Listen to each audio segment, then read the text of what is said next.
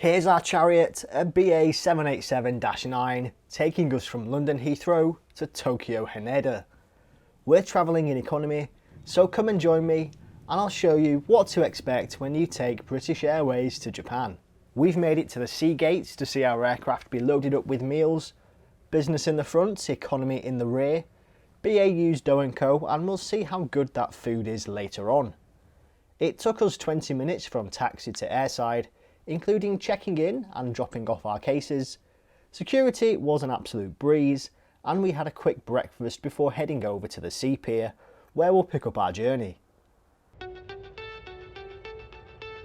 Being careful to dodge the Heathrow cleaning robot, it's time to get on board. Okay, that's all those documents checked. Let's get on this plane.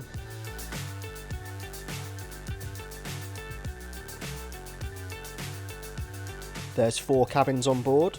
We're in the final one, economy, seated in row 42, and a set of those 3 seats looks like this. Everyone receives a blue blanket, and this pillow, which I found is better used on my lower back than my head.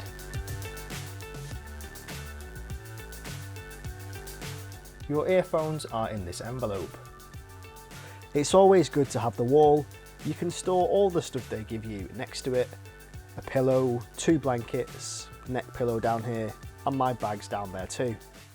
Everyone on board and seated. You should note the back 4 middle rows of the economy cabin have locked overhead compartments, as the crew rest area is above here. Fueling complete, seatbelts on, and let's have a look at the in-flight map and see how far away Tokyo really is. Well, as glitchy and unresponsive as the BA in-flight entertainment is, you can still see we're headed to the other side of the world today. We're taxiing out now to runway 27 left for takeoff. Through the rain-soaked windows, you can make out a Japan Airlines 787, one of 2 daily JAL flights to Tokyo, complementing 2 British Airways flights. ANA also fly daily to Tokyo, giving 5 direct flights per day to Japan's capital, 4 of which, in the winter 2023 timetable, will now be on a 777-300. We're all lined up now, so let's take off and get into the skies. The first order of business were customs forms, which the crew brought round. No takers, as everyone had done digital ones before we left. Next, for me, it's checking out the Wi-Fi. It's 13-ish hours after all. Pricing starts at $2.99 for messaging and $4.99 to get access for the rest of the internet. It's $11.99 for the full flight. And for messaging, that's $4.99 for the whole flight. I bought the $4.99 messaging option. It's nice to keep in touch when it's daytime in the UK. If this was a night flight, I wouldn't have bothered.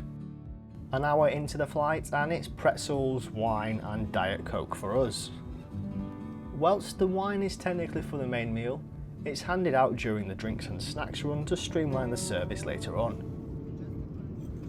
I like the pretzels, but they do make your fingers a bit sticky. Let me know in the comments which scene from which movie Morven's getting my attention for here.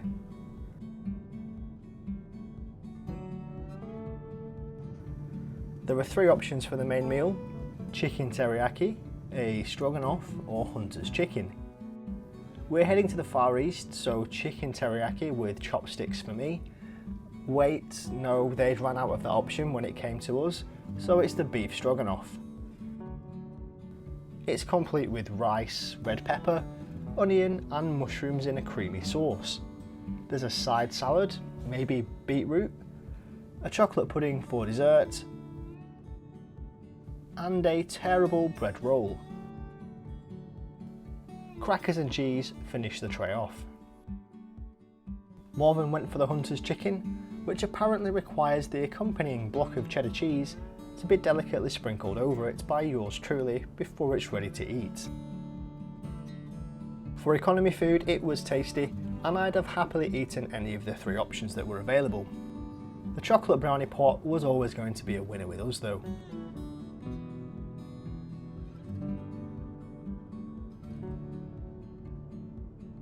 Time to head to the lavatory, and well, it sums up the hard product well.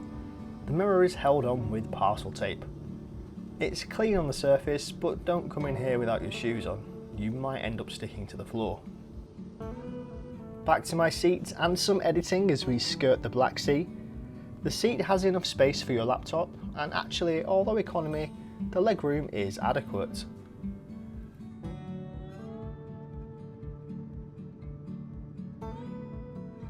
Heading over Georgia, we encountered some turbulence, but for the most part it was a smooth ride, thanks to the Dreamliner's impressive stabilisation. Check out these inboard ailerons moving around to keep us stable.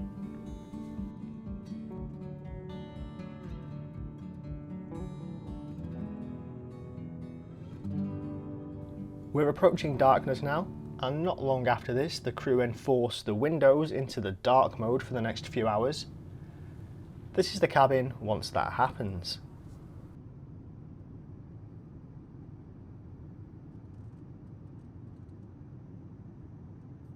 We napped for a few hours, quite difficult given the time zone in the UK, but stirred with around 4 hours of the flight left. By that time, everyone was wandering around having a stretch. Breakfast was served as we crossed South Korea and as the sun started to rise.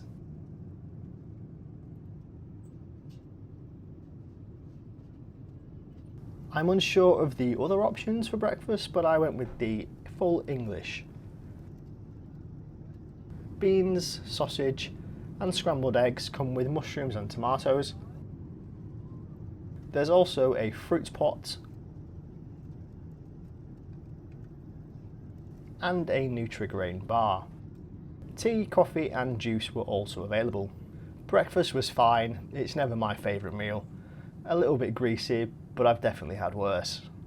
So just in the Sea of Japan now, on our way for the final hour before we touch down. It's been a very long flight. I think that it's time to sum up how this experience has gone. And so the food's always pretty consistent, always pretty good. I did appreciate the way that the service was done on this flight. So for the first meal, they worked from the front to the back of the cabin. For the second meal, the breakfast that we just had, they actually started at the back. And I overheard the cabin crew dude saying it's only fair that everyone at the back now gets a choice for the second meal service. You know, that's a really nice touch and it really does help. The crew on board have been fantastic throughout this flight, and they generally are at BA. They're always thoughtful, they're always attentive, they're always going out of the way. On this one especially, they really seem to have sort of stepped up. They're coming around with drinks every couple of hours, they're coming around with soft drinks, juice, water, helping people get things out of their bags not to disturb others. Just nothing seems to be too much trouble, which is really, really good. It's a really strong asset to have. Said though, I have had a really great flight. I've really enjoyed it. I'm not even sure what time of day it is now. The sun's just coming up. We're in daylight. We've seen the sunset, we've seen the sunrise. We're landing into 7:33 AM apparently, is what the screen's telling me. I'm going to have to stay awake all day because we've got a micro pink cafe visit in a few hours. I'm sure that'll keep me awake. For now though, let's get on with the descent, get on the ground and land into Japan. Side note, I've been lucky enough to fly on one of BA's refurbished 777-300s recently to Singapore, and the economy hard product on board is far superior to the one that I've shown you today. Make sure you're subscribed, as I'll be giving you the full details on what that cabin's like to fly in a future video. Anyway, let's get back to Japan. Flying over Nagoya now, and I should probably show you the seats. The touchscreen is adjustable to accommodate the recline of the seat in front. The handheld remote works for games but can also be hard to get back in its place sometimes. USB Type A charging is available, although the one in Morven's seat didn't work. And the IFE box does take up some foot space, which is annoying, but otherwise the space is fine. Sit on the left hand side when you're landing into Tokyo. If you get this approach, you'll see the famous Mount Fuji, which is absolutely spectacular.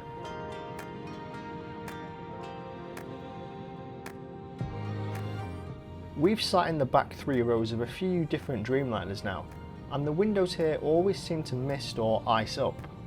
So I'd avoid sitting in these rows if you want a clear and glorious shot of the view below, especially if you're trying to see Mount Fuji. We're below the clouds now, ready to land on a wet finals on Haneda's runway 34 left.